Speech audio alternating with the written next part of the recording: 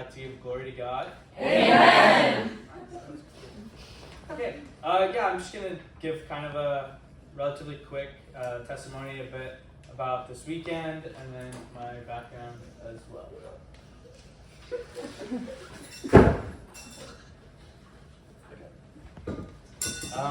So just kind of give you guys like a little bit of a background. My childhood, I grew up in a Christian home, Christian family. We didn't go to church every weekend, however. A lot of times we were busy with acting. My sister did dance or baseball, so we were always really busy. So we didn't always go to church, but we went like at least once a month usually. But my entire family believed in God, and that was kind of the status quo. But like, none of us had like this great relationship. You know, it was just very surface level. Like, oh yeah, I believe in God. I go to church, but there's nothing more to it per se. And so that kind of was how it was all the way until about the summer going into my senior year of high school. I went to Hume Lake. If anyone's been to that church camp.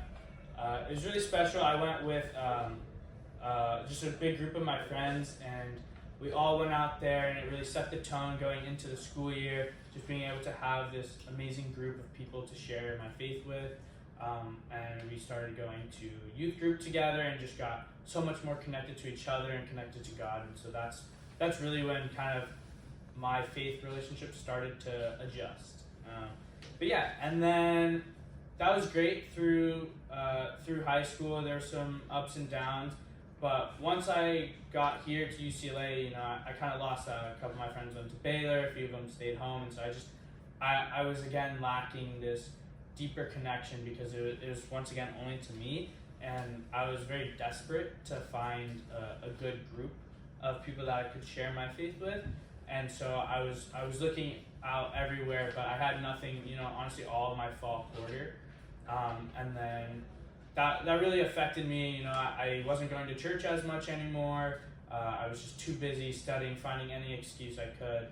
And so once I went back home for winter break, I told myself, I was like, I need to find a way to get back and be consistent. And so then winter quarter, I was approached on Bruin Walk by a group of people asking to do a Bible study, and I took it, and I was like, okay, perfect, this is exactly what I've been looking for. I really want to do it. And honestly, in the beginning, the Bible study, it felt really good. You know, they would say a bunch of things from the Bible, and I agreed with everything except for one thing every single time. And that kind of changed, but it was just like there's always one thing off that I didn't quite sit right, and it ended up leaving me feeling super guilty after I left. Like a lot of time, my roommate Nate, he was my roommate last year too. He can attest to that. I would kind of come back to these things just not feeling like I was getting better within the Lord, just like super down on myself. And then eventually, over time, it got to a point where everything that this Bible study group, they were expecting from me was just increasing. Instead of meeting once a week, it became 2-3 times a week. And then having me share, you know, everything about my life.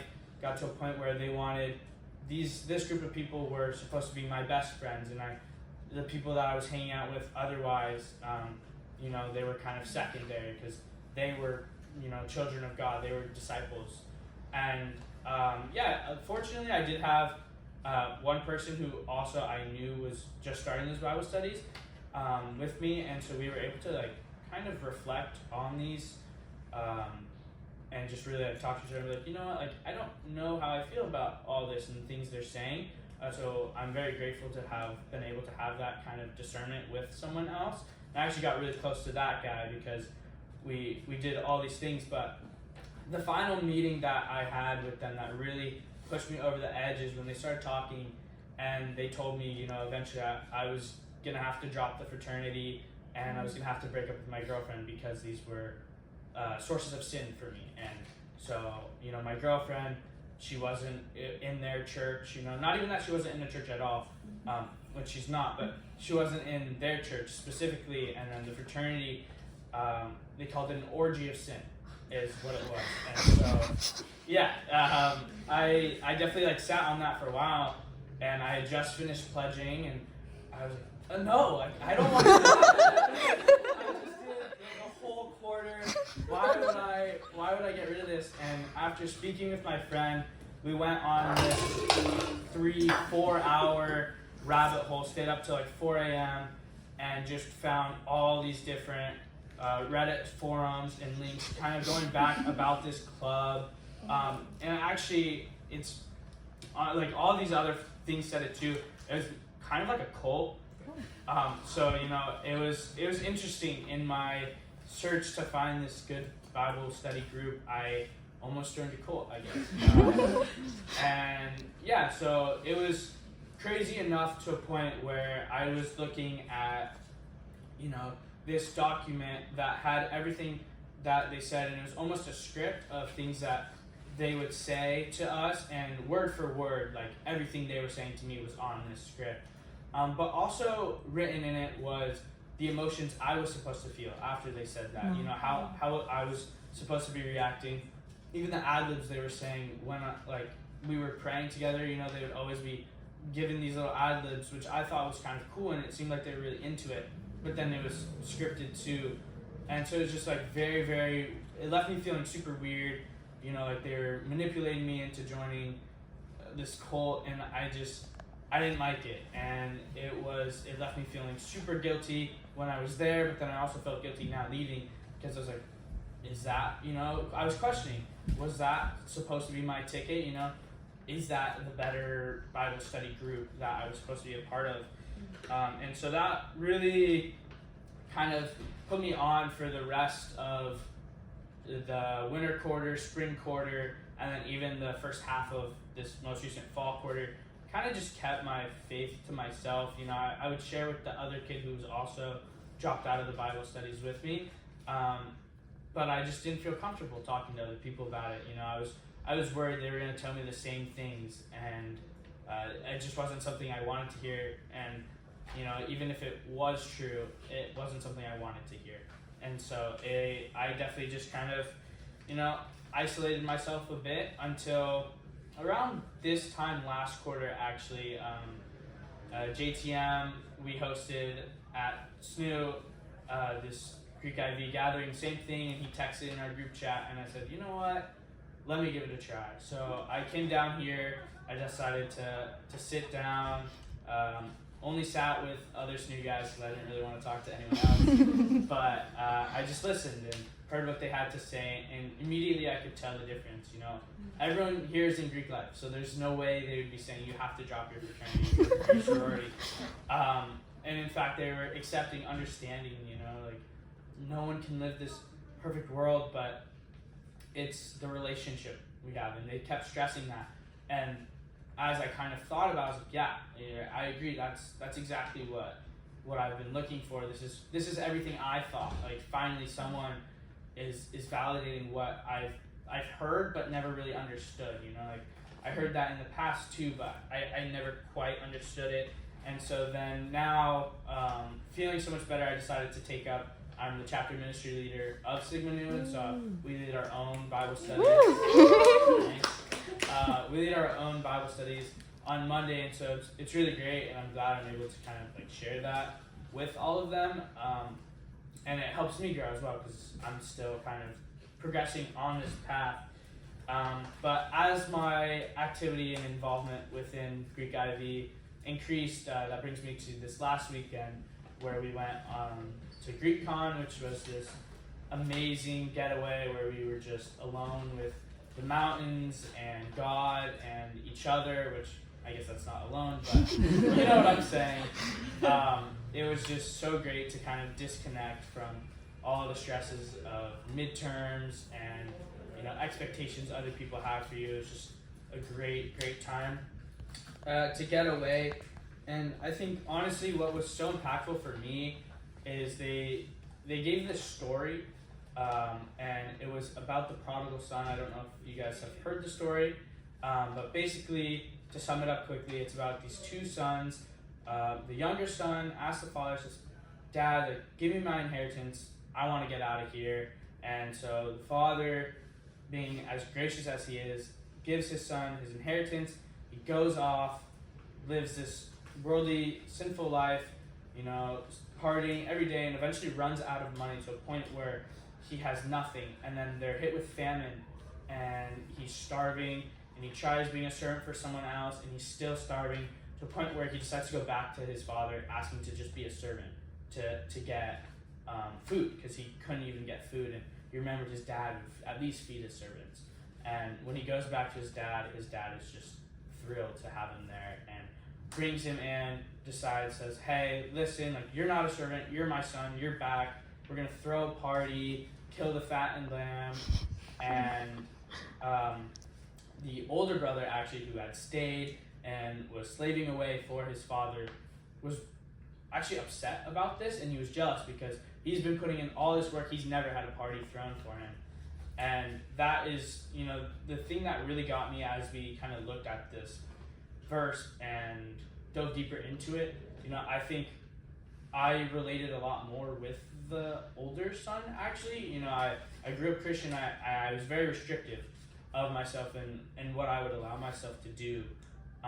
But similar to the older son, a lot of things I was doing was going back to kind of looking for this reward, looking for something better from God. I had this foolish idea that, the week before a test or a big interview that I cared about, I would try to be as perfect and read my Bible, commit as little sins as possible, thinking my score would be better by the grace of God. And that's right. I'm sure someone else does it.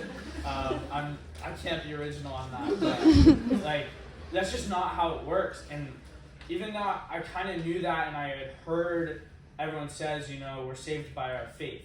And I've heard that, but I never really understood what it meant until we really dove into that at GreekCon. And it was just, amazing. There was no idea of this good Christian. In fact, the older son, who maybe outwardly to other people looked like this good Christian, this is harmful to him because he doesn't have the right relationship with the Lord, right? He's looking for more things out of him. He's looking for, not actually a party, but some type of reward for his behaviors. On the flip side, the younger son is living this crazy life, not really with God at all, or with his father. And so that's also equally destructive, even though outwardly they may appear differently. It's really just, they're both destructive, and the only thing that can keep us is focusing on having this great relationship with the Lord and just being present with him, not looking for anything. And that really affected me. And then I think the other thing too is kind of what that meant for me, but for you guys too. They brought up, think about the type of relationship you have with God. How do you view him? Is he this restrictive, legalistic God like he was for the older son? Is it distant and apathetic like it was for the younger son? Or is it, is he loving and close? And, it's important. It's okay if you don't have a strong relationship with God. It's okay if you don't have this relationship. You don't even think you're going to get there. That's okay. The important thing is to open your heart and start to let him in. One other thing that was amazing and helped open my heart to receive that message that I got when I was there was the prayer ministries. If you guys haven't experienced that, it's just these two kind of wiser people, but they don't even have to be, more biblically wise than you are. But they just sit with you and you talk to them, and then they pray for you, and then you just sit there and listen to what the Lord has to say, and then you pray again, and it's just amazing. And you guys want to do that, I would be more than happy to sit with you, maybe with anyone else, and try to recreate this prayer ministry for you. So if you want that, feel free to come up to me afterwards. The one thing that I really wanted to leave you guys with is a verse. It's Jeremiah chapter 31, verse 3. It states, God has loved people with an everlasting love and is the same yesterday, today, and tomorrow. And I think it's kind of goes back, God didn't love you more in the past before you got into college when you might have been your idea of a better Christian. He didn't love you more in the future when you might go back to being close with him, right? And it's all the same. He loves you now equally as much, and it's just important to remember that and understand that God just wants you. He just wants you to be with him, no matter what you're doing. You know, there's nothing you can do that makes God not love you. And so, as long as you focus on having this amazing relationship with him, the way you act, your heart, that'll all change as a secondary. It's not vice versa. So.